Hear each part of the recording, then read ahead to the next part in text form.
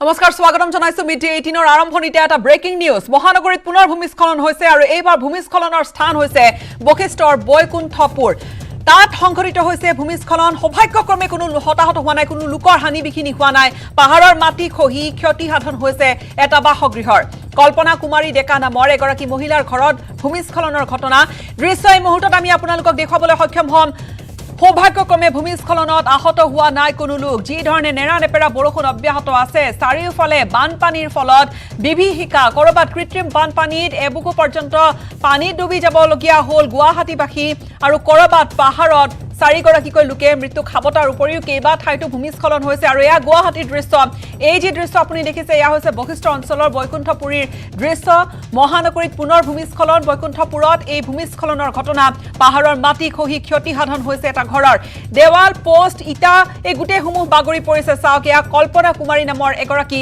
মহিলাৰ বাসগৃহত হোৱা ভূমিস্খলন সৌভাগ্যক্ৰমে ভূমিস্খলনত আহত হোৱা নাই কোনো লোক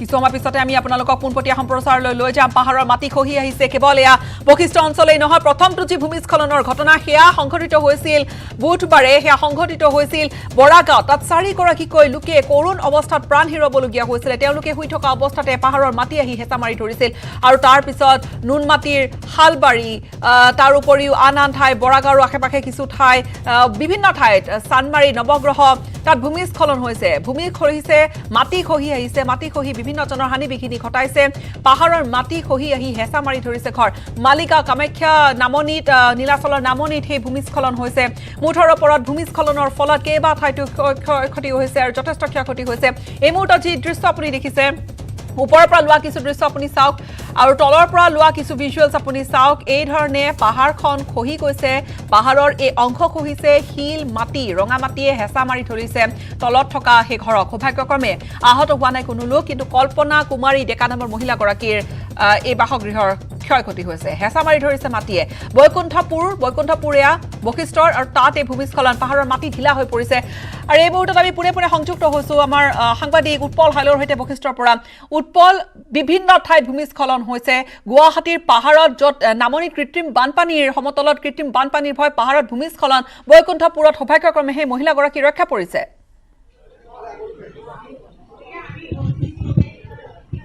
হয় চাওক ৰাজধানী চহৰ গুৱাহাটী মহানগৰীত মঙলবাৰৰ পৰা যি নেৰানেপেৰা বৰষুণ আহিছিল তাৰ ফলতে বিভিন্ন স্থানত ভূমিস্খলনৰ ঘটনা সংঘটিত হৈছিল আমি মঙলবাৰৰ পৰা ধাৰাবাহিকভাৱে বাতৰি সম্প্ৰচাৰ কৰি আহিছিলোঁ এই মুহূৰ্তত আমি উপস্থিত আছোঁ মহানগৰীৰ বশিষ্ঠ বৈকুণ্ঠপুৰ আৰু বৈকুণ্ঠপুৰৰ কল্পনা কুমাৰী ডেকাৰ এইটো বাসগৃহ আৰু তেখেতৰ বাসগৃহটো খহি আহিছিলে আৰু যি দেৱাল আছিলে গাৰ্ড ৱাল খহি আহি ওচৰত থকা যি ঘৰ লোক আছে এই কলিতা উপাধিৰ ধনেশ্বৰ কলিতাৰ বাসগৃহত ওপৰত পৰিছে এই সতীৰ্থই এই মুহূৰ্তত দেখুৱাইছে এয়া কল্পনা কুমাৰী ডেকাৰ বাসগৃহৰ দেৱাল খহি আহি ধনেশ্বৰ কলিতাৰ বাসগৃহত পৰিছে আৰু ধনেশ্বৰ কলিতা আমি যি খবৰ লাভ কৰিছোঁ তেখেতে শাৰীৰিকভাৱে অসুস্থ ভিতৰৰ পৰা কথমভাৱে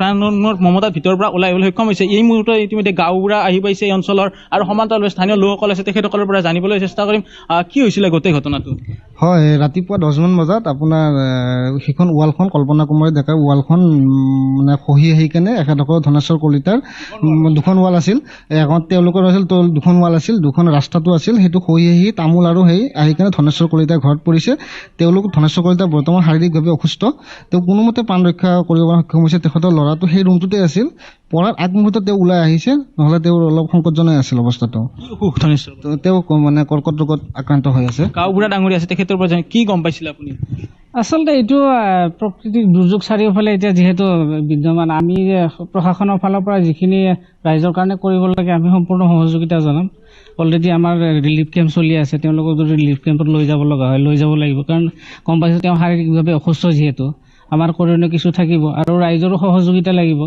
যিহেতু এই ভূমিস্খলনটো এইটো মানে কি পাহাৰীয়া অঞ্চলৰ প্ৰত্যেকটো অঞ্চলতে ভূমিস্খলন আৰম্ভ হৈছে অলৰেডি তো মানুহখিনি অলপ সতৰ্ক থকাটো ভাল স্থানীয় ৰাইজৰ সহযোগিতা আমি বিচাৰিছোঁ যাতে তেনেকুৱা ধৰণৰ হেৰি হ'লে ইমাৰ্জেঞ্চি হ'লে আমাৰ প্ৰশাসনক ততাতৈয়াকৈ খবৰ দিয়ে যাতে আমি কিবা ব্যৱস্থা লওঁ। এয়া আছিলে স্থানীয় গাঁওবুঢ়াৰ ভাষ্য। মই প্ৰথমতে আৰু সতীৰ্থই দৃশ্য দেখুৱাব যিখন দেৱাল খহি আহিছে। এয়া হৈছে মহানগৰীৰ বৈকুণ্ঠপুৰৰ দৃশ্য। বশিষ্ঠৰ বৈকুণ্ঠপুৰত এনেদৰে ভূমিস্খলনৰ ঘটনা সংঘটিত হৈছিলে, যাৰ ফলত এইকেইদিন নেৰানেপেৰাকৈ বৰষুণ আহিছিলে আৰু কল্পনা কুমাৰী ডেকাৰ বাসগৃহৰ যি বাউণ্ডাৰী ৱাল আছিলে সেই বাউণ্ডাৰী ৱাল খহি আহি এই ধনেশ্বৰ কলিতাৰ বাসগৃহত পৰিছে। আৰু এই মুহূৰ্তত যি সতীৰ্থই দৃশ্য দেখুৱাইছে ঘৰটো সম্পূৰ্ণৰূপে বিধ্বস্ত হৈ পৰিছে আৰু যিহেতু পকী ঘৰ নাছিলে, এই দৰ্জাৰ বেৰা আছিলে, অতি সংকটজনক হৈ আছিলে পৰিৱেশ। আৰু ভিতৰ ভাগতে এগৰাকী কৰ্কট ৰোগী আক্ৰান্ত ৰোগী আছিলে, কিন্তু প্ৰথমে প্ৰাণ ৰক্ষা কৰিবলৈ চেষ্টা কৰিছিলে। আৰু তেখেতৰ পত্নী আছে, আমি তেখেতৰ পত্নীৰ পৰাও কিছু কথা জানিবলৈ চেষ্টা কৰিম। আপোনালোকে কি ধৰণৰ ঘটনা সংঘটিছে? কি মানে এই ৱালখন খহি পৰিলে কি ক'ম আৰু এতিয়া তাৰ পৰা ইয়াতে আহিলোঁ আমি, ঘৰটো ভাঙি গ'ল।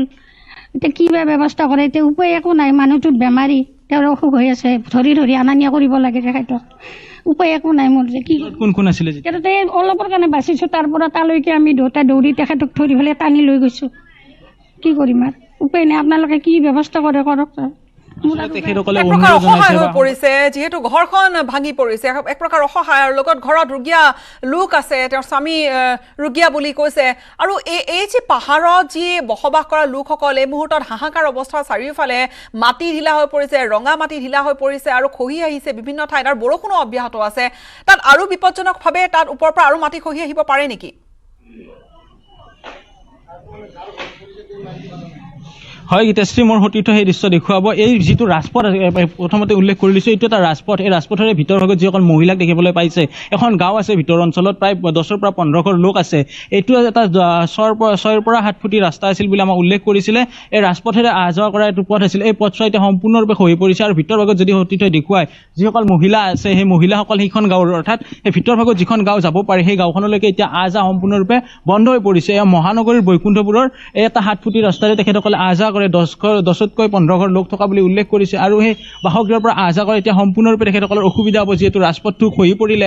আৰু সমান্তৰালভাৱে এগৰাকী কৰ্কট ৰোগী যি আছিলে, তেখেতসকল কৰ্কট ৰোগী ঘৰৰ গৃহস্থ চোতালতে পৰিছে। আৰু এতিয়া সম্পূৰ্ণৰূপে ইয়াৰে যি আহ যাহ ৰাজপথ সম্পূৰ্ণৰূপে বিধ্বস্ত হৈ পৰিছে আৰু ধ্বংস হৈ পৰিছে। সমান্তৰালভাৱে এই বাসগৃহত যিসকল লোক আছিলে প্ৰথমে প্ৰাণ ৰক্ষা কৰি তেখেতসকলে ওলাই আহিবলৈ চেষ্টা কৰিছিলে, আৰু ৰোগীয়া লোকজনকো কিন্তু তেখেতসকলে দাঙি ওলাই লৈ আনিবলৈ সক্ষম হৈছিলে। আৰু যি দৃশ্য দেখুৱাব সতীৰ্থ হয়, আৰু যিকোনো মুহূৰ্ততে গাৰ্ডৱাল, 2খনকৈ গাৰ্ডৱাল, 3খন ক্ষমা কৰিব, এই মুহূৰ্তত সতীৰ্থই দেখুৱাব। এখন তলত পৰি আছে, এই মুহূৰ্তত যিখন তলত পৰি থকাখন দেখুৱাইছে, ওপৰত আৰু এখন ওলমি আছে, আৰু তাৰে ওপৰত আন এখন ওলমি আছে, অৰ্থাৎ 3খনকৈ গাৰ্ডৱাল হৈ পৰা পৰিলক্ষিত হৈছে। যিহেতু ৰাজপথত যদি চোৱা যায়, এই ঘৰ লোকৰ এখন গাৰ্ডৱাল আছিলে, সমান্তৰালভাৱে ৰাজপথত এখন আছিলে, আৰু তাৰ কাষত থকা যিগৰাকী কল্পনা ডেকাৰ বাসগৃহ তেখেতৰো গাৰ্ডৱাল আছিলে। 3খন গাৰ্ডৱাল ইতিমধ্যে হৈ পৰা পৰিলক্ষিত হৈছে।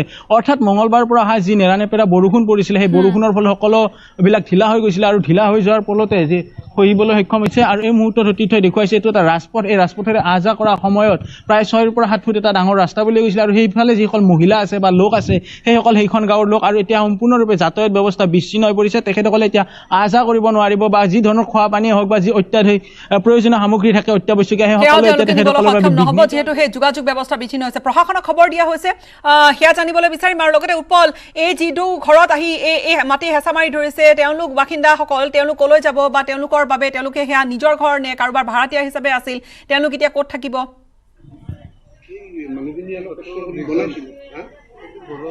হয় চাওক, তেখেতসকলৰ নিজৰ বাসগৃহ, তেখেতসকলে উল্লেখ কৰিছে নিজৰ বাসগৃহ, তেখেতসকলে কোনো ভাড়াতীয়া নাই। আৰু যিসকল লোক আছে অকল ইয়াৰ স্থানীয় লোক, আৰু 10ৰ পৰা 15 ঘৰ লোকে আছে, ইয়াতে কোনো লোকে ভাড়া দিয়া হোৱা নাই, তেখেতসকলে নিজে থাকে। আৰু স্থানীয় ইয়াৰে যিসকল লোক আছে তেখেতসকলে গাঁওবুঢ়াৰ যোগেদি ইতিমধ্যে দিছপুৰ ৰাজচক্ৰৰ বিষয়ক জনাইছে, আমিও জনাইছোঁ, আৰক্ষী প্ৰশাসনৰ সৈতে আমিও নিজে যোগাযোগ কৰিছোঁ। যিহেতু আৰ্থিকভাৱে তেখেতসকল ভাঙি পৰা, আৰু সমান্তৰালভাৱে এনেধৰণৰ দুৰ্যোগৰ সময়ত আমি প্ৰথমতে খবৰ লাভ কৰি প্ৰথমতে আৰক্ষী প্ৰশাসনক আমাৰ ফালৰ পৰা জনাইছে। তেখেতসকলে কিছু সময় পিছত এই স্থান আহি উপস্থিত হ'ব বুলি উল্লেখ কৰিছে। দিছপুৰ ৰাজচক্ৰৰ বিষয়া শান্তনু মই নিজে ফোন কৰি জনাইছোঁ লগোৱাৰ ব্যৱস্থা কৰা হ'ব, কিন্তু অতি বিপদজনক হৈ আছে আৰু যোগাযোগ ব্যৱস্থা বিচ্ছিন্ন হৈ পৰিছে। বিদায় ল'ব লাগিব, আপোনাৰ পৰা ধন্যবাদ জ্ঞাপন কৰিছোঁ। উৎপল, আমাক অধিক জনালে আপুনি। সেয়া বশিষ্ঠ, গুৱাহাটী মহানগৰীৰ বশিষ্ঠৰ বৈকুণ্ঠপুৰত আন এটা ভূমিস্খলন।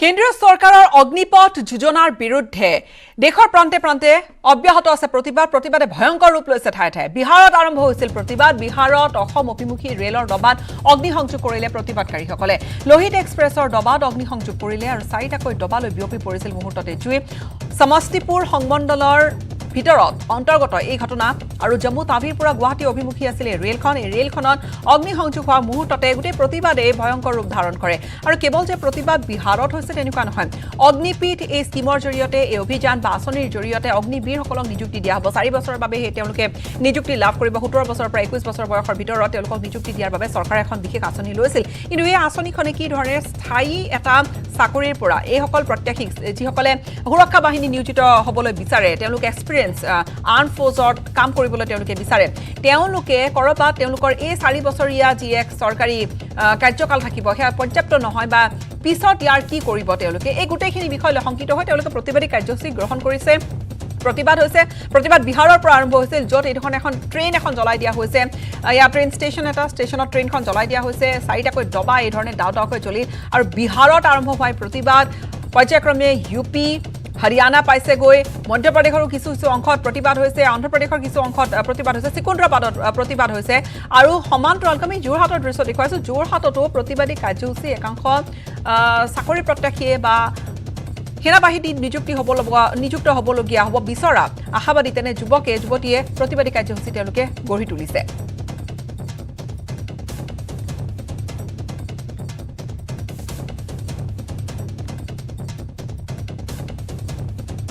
আৰু একেধৰণে ছেকেন্দ্ৰাবাদতো ৰেল ষ্টেচনত উত্তপ্ত পৰিস্থিতি অগ্নিপথ যোজনাৰ বিৰুদ্ধে প্ৰতিবাদ সাব্যস্ত হৈছে ৰেল ষ্টেচনত সহস্ৰাধিক প্ৰতিবাদকাৰীয়ে য'ত প্ৰতিবাদী কাৰ্যসূচী ৰূপায়ণ কৰিছে এক উত্তপ্ত পৰিস্থিতি সৃষ্টি কৰিছে আৰক্ষীলৈ শিলা বৰ্ষণ কৰিলে প্ৰতিবাদকাৰীয়ে পৰিস্থিতি নিয়ন্ত্ৰণৰ বাবে আৰক্ষীয়ে সৈন্যলৈ গুলী চালনা কৰিবলগীয়া হয় আৰু এই ঘটনাত এজন প্ৰতিবাদকাৰী গুৰুতৰভাৱে আহত হৈছে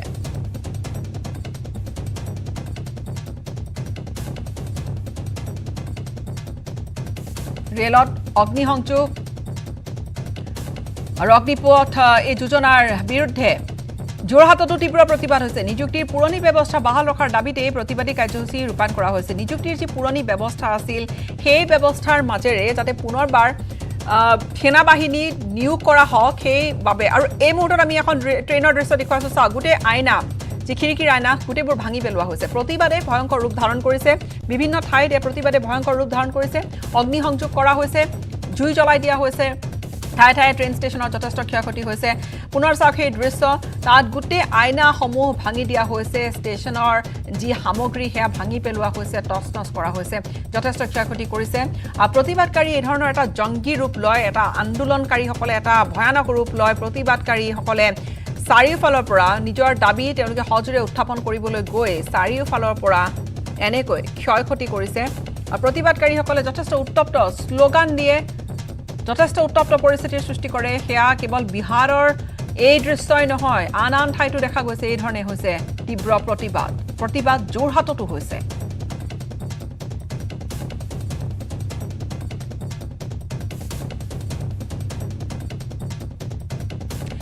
এই যি অগ্নিপথ এই যি নতুন স্কিম এই স্কিমৰ জৰিয়তে অগ্নিবীৰক নিযুক্তি দিয়া হ'ব 4 বছৰৰ বাবে তেওঁলোকৰ এই কাৰ্যকাল থাকিব 4 বছৰৰ পিছত এটা নিৰ্দিষ্ট টকা তেওঁলোকে পাব আৰু এই গোটেই প্ৰসংগটো আচলতে বিভিন্নজনে বিভিন্ন প্ৰকাৰে চাইছে বিশেষকৈ বিৰোধীৰ ফালৰ পৰা তেওঁলোকে বিৰোধিতা কৰিছে এই স্কিমৰ জৰিয়তে এটা নিযুক্তি প্ৰক্ৰিয়াৰ পুৰণি যি ব্যৱস্থা সেয়া বাহাল ৰাখিবলৈ কোৱা হৈছে কিন্তু কেন্দ্ৰই যি ধৰণে মঙলবাৰৰ দিনটোত সিলমোহৰ মাৰিলে সিদ্ধান্ত ল'লে কেন্দ্ৰীয় কেবিনেটে অগ্নিপথ ৰূপায়ণ কৰা হ'ব ৰোল আউট কৰা হ'ব আৰু এই আঁচনিৰ জৰিয়তে অগ্নিবীৰক নিযুক্তি দিয়া হ'ব পুনৰ চাওক আমি কিছু দৃশ্য আপোনালোকলৈ লৈ আনিছোঁ এখন ট্ৰেইন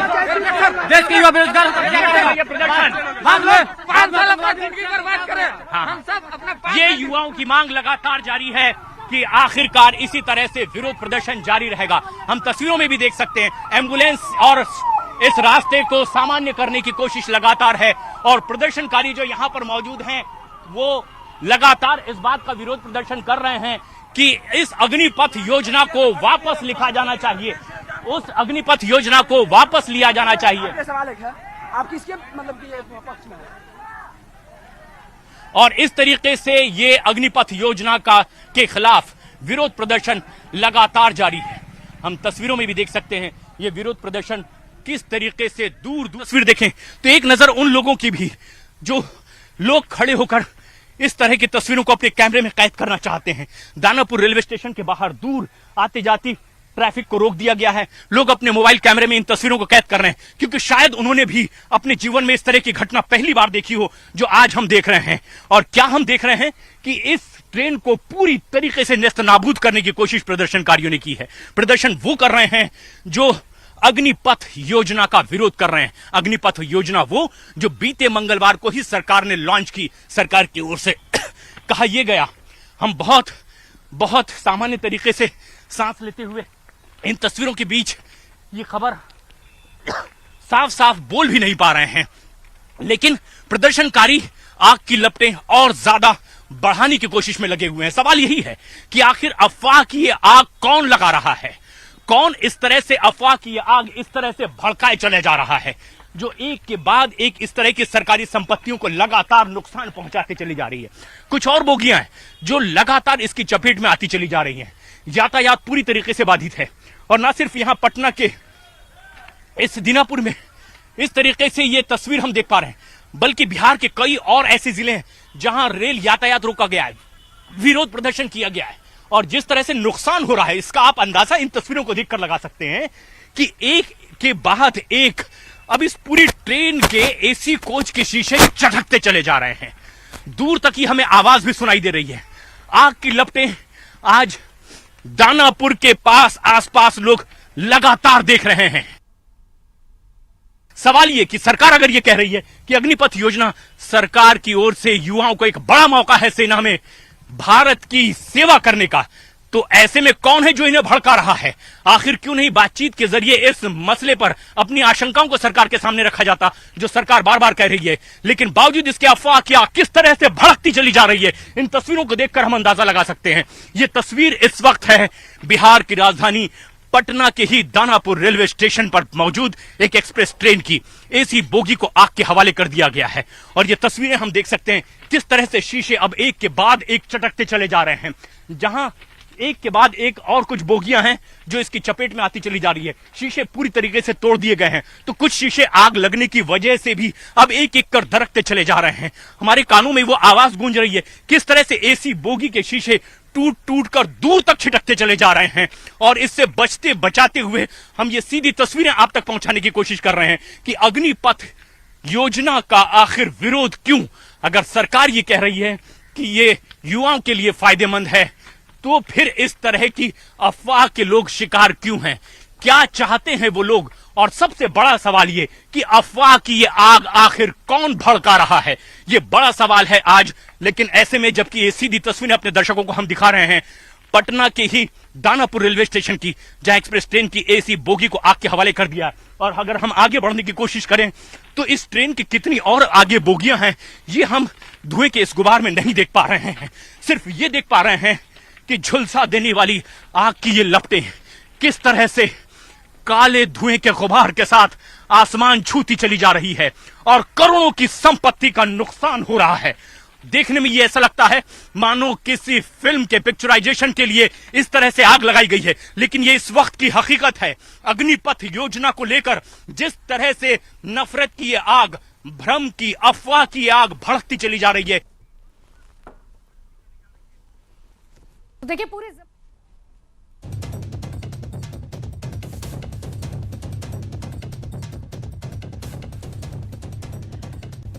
পুনৰ আপোনালোকক সেই দৃশ্য আমি দেখুৱালো। আৰু এই মুহূৰ্তত আমাৰ পোনপটীয়া সম্প্ৰচাৰ আছিল পাটনাৰ পৰা আছিল সেই পোনপটীয়া সম্প্ৰচাৰ কি ধৰণে এটা উত্তপ্ত হৈ পৰিছে পৰিস্থিতি। 4টাকৈ দবাত অগ্নিসংযোগ কৰা হৈছে, এটা জুই নিৰ্বাপন কৰি থকা দেখা গৈছে কৰ্মীসকলক, আৰু যথেষ্ট ক্ষয়ক্ষতি হৈছে। উগ্ৰ মূৰ্তি ধাৰণ কৰিছিল, উগ্ৰ ৰূপ ধাৰণ কৰিছিল প্ৰতিবাদকাৰীসকলে। বিহাৰত এই ভয়ংকৰ ঘটনা আৰু এই ভয়ংকৰ ঘটনাৰ পিছতে দেখা গৈছে গোটেই দেশজুৰি তীব্ৰ প্ৰতিক্ৰিয়াৰ সৃষ্টি হৈছে। আনহাতে বিভিন্ন পক্ষৰ পৰা এই পূৰ্বৰ যি ব্যৱস্থা আছিল নিযুক্তিৰ, সেই নিযুক্তি ব্যৱস্থা লৈ যোৱাৰ পূৰ্বৰ পৰা যি ব্যৱস্থা প্ৰচলিত আছিল সেই ব্যৱস্থালৈ পুনৰবাৰ উভতি যোৱাৰ বাবে দাবী জনাইছে। और ये डाल के फेंक दिए। 1 लाख रुपए था मेरा काउंटर में, 1 लाख रुपए भी गया, सामान गया मैडम। और इधर से आए पूरा तोड़ते पीटते इधर से स्टार्ट हो गए। ये नंबर 2 स्टॉल है ना, नंबर 3 का कलेक्शन, नंबर 4 का रात में कलेक्शन पूरा इधर ही रहता। हम लोग सुबह में लेके जाते, हम लोग रात में नहीं आ सकते ना। हमारा आदमी का हाथ भी काट दिया। क्या किससे मारा? रॉड से मारा? ग्लास से मारा? कितने आप कह रहे थे 25 लोग थे, कहाँ से आए? इससे भी ज्यादा। पहले इधर से स्टार्ट करें मैडम। अरे एक आदमी पे बोल रहे, राजू बोल। और कितना लॉस हुआ आपका? बहुत देखो सामने बहुत। 1 लाख रुपए मैडम। अच्छा, आप मुझे बताइए, आपके बच्चे जब इस दुकान में थे उसी टाइम पे ये ट्रेन पर भी अटैक हुई थी? जब भी हुई सब पैसेंजर को वो लोग उठाए, पैसेंजर को कोई दिक्कत नहीं हुआ, उठा के कुछ भी नहीं बोले। पूरा फोड़ दिए। पैसेंजर को साइड में लिए। एक करके बात कर। मैडम पैसेंजर को उतारे, हाँ। सबको बोले उतार गए, नहीं उतारे तो कहना फोड़ दिए। जब डर के पैसेंजर उतार गए, उसके बाद क्या हमला इधर कर दिए। उसके बाद पैसेंजर डर के सब भागने लगे। पुलिस वाले कितने? पुलिस वाले कोई भी नहीं थे, कोई नहीं थे। पुलिस वाले को खुद आए तो पत्थर लेके मार दिए। पुलिस वालों को पत्थर लेके मारे, एक साहब का भी सिर फूट गया। आधा घंटा 8:30 बजे, 8:45 बजे शुरू हुआ। पुलिस वाले 9:15 बजे आए इधर। 9:30 9:45 बजे शुरू हुआ, पुलिस वाले 9:15 बजे आए। आज तक को फिर उधर चले गए लोग। आप मुझे बताइए कि स्टॉल देखो, बाजू का स्टॉल देख रहे हो आप। मुझे एक और सवाल, ये जो MMTS आती रहती है ना सुबह, जब MMTS नहीं आया मैडम, MMTS नहीं आया तो कितने ट्रेन थे उसमें, कितने पैसेंजर थे? यही था एक ट्रेन, ही था। एक ही था, यही ट्रेन। दानापुर 1 नंबर पे था, वो लिंगमपल्ली चले गया। दानापुर को ऐसा रिवर्स भी जा दिया। Another eyewitness account here, Ridhima, multiple of them. What they're trying to say is that more than 25 people vandalized the shop. They came armed with rods, with glass pieces. In fact, they broke the stall with the help of those.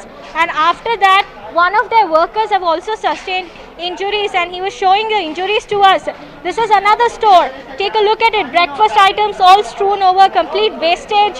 Not just that, now railway staff, as the situation has now slightly subsided, the protests have in a way pacified. But what you can see is now they are all collecting their life savings because they have incurred huge loss. Sir, कितना loss हुआ आपका? 1 लाख रुपए का पूरा सामान था। कितना बोलिए? 1 लाख का पूरा इसमें था प्रोडक्ट पूरा। आप थे जब अटैक हुआ था यहाँ पे? ऑल मैं ही था इसमें अंदर। क्या हुआ आप थोड़ा बताइए। वर्दी वाले जो लोग आते हैं ना, हाँ। मिलिट्री वर्दी जो थे बारी, कम से कम 1000 लोग थे। हाँ। वो पूरा आके डायरेक्टली अटैक कर दिया, काउंटर फोड़ दिया मेरा। हाँ। ऑलरेडी मैं पहले से वीडियो बनाया था, थोड़ा ही फूटा, उसके बाद वापस आने के बाद पूरा फोड़ दिया। तो आप कह रहे थे 1000 लोग आए थे? 1000 लोग पूरे थे, एक साथ इधर ही नहीं आए, पूरे इधर यहाँ से वहाँ तक 4 नंबर। आपके शॉप में कितने लोग आए अनुमान के? कई सारे लोग थे यहाँ पे, एक साथ भीड़ आई यहाँ पे। मैं तो निकल गया बाहर, बस काउंटर फोड़ दिया, मैं उधर चला गया 4 नंबर। जब लोग उधर चले गए फिर वापस मैं इधर आया, फिर मैं उधर चला गया, उधर भी फोड़ा। ये सब वेपन्स लेकर आए थे, मतलब रॉड, पत्थर, ये सब? ये पास रॉड था, पत्थर है ना, ये बड़ा पत्थर वो रखा सामने, वो ये अंदर भी पड़ा, वही फ्रिज में पत्थर मारा तो पूरा चला गया। अटैक आपके शॉप? 8:30 बजे करेक्ट स्टार्टिंग। ठीक है। हमारा ये छूटने ही वाला था शालीमार, हाँ। छूट ही गया था। हाँ। वहाँ से स्टार्ट हुआ, वहाँ से यहाँ तक गाड़ी रुक गया, फिर गाड़ी का पूरा कांच फोड़ दिया यहाँ से वहाँ तक। बहुत बहुत धन्यवाद। So, couple of eyewitness accounts, some facts that we are putting out straight, that the attack happened sometime around 8:30. That is when the visuals had first started to come in. First, the mob entered the station. They attacked all these multi-purpose stalls, attacked this train. This is Howrah Shalimar Express. This goes towards Kolkata. After that, they tried to set multiple trains on fire. And we've been here on the ground for this rolling coverage. We can tell you that at least 4 trains were set ablaze by these protesters, the so-called protesters. We are also learning that in the morning, there were also several NSUI activists who have been detained in connection with the violence. But it remains to be seen what instigated this kind of protest and why was there any sort of delay from the police's side, because by the eyewitnesses' account, they say that the police was completely outnumbered, they were completely underprepared to handle this scale of violence which took place in Secunderabad. Unprecedented scale of violence, as one would say. Absolutely, and with every piece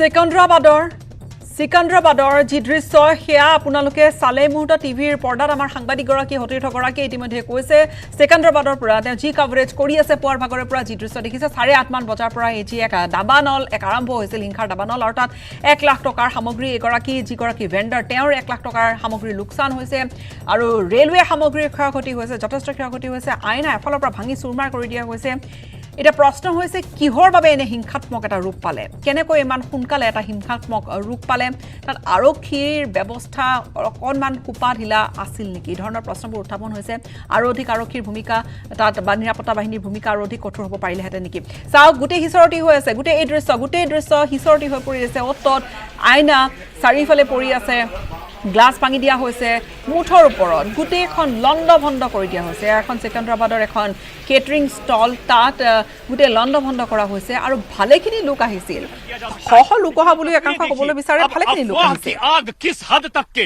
देश के अलग अलग इलाकों में भड़क उठी है और ये उसकी एक बानगी है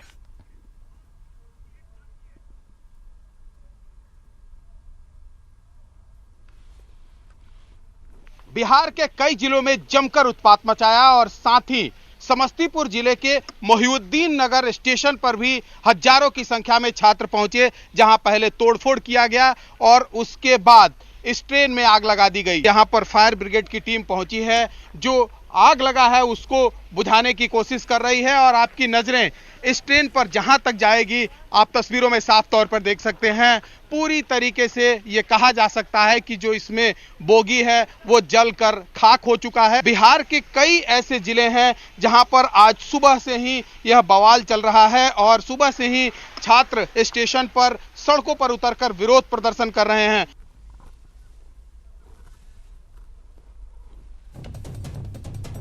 तनावपूर्ण है यहाँ पे खुद लखीसराय एसपी मौजूद हैं और काफ़ी संख्या में यहाँ पे पुलिस बल है। छात्र लगातार लखीसराय स्टेशन पर तोड़फोड़ और हंगामा मचा रहे हैं जिसके बाद SP Lakhisarai DM ASP Syed Imran Masood यहाँ पे पहुँचे और कई थानों की पुलिस यहाँ पे भारी संख्या में मौजूद है और उपद्रवियों को समझा बुझाकर बल प्रयोग करके लखीसराय स्टेशन परिसर से बाहर कर दिया गया, लेकिन अब भी छात्र जो है अपने मांगों पे डटे हैं और लगातार हंगामा कर रहे हैं।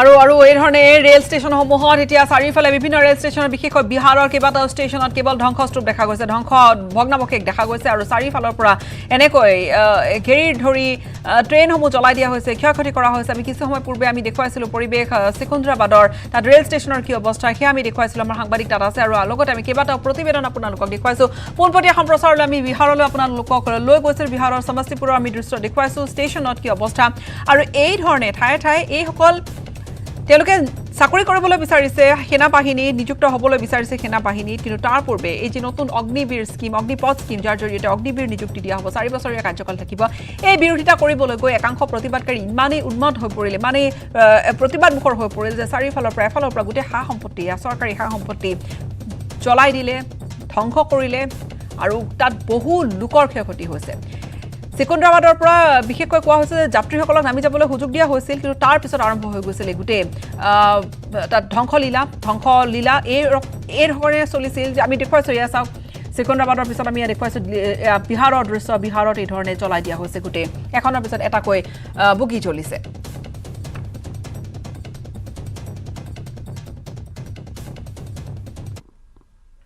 সময়ত আছোঁ বাণিজ্যিক বিৰতিৰ ব্যৱহাৰ কৰোঁ আটাইতকৈ সবল আৰু সতেজ চিমেণ্ট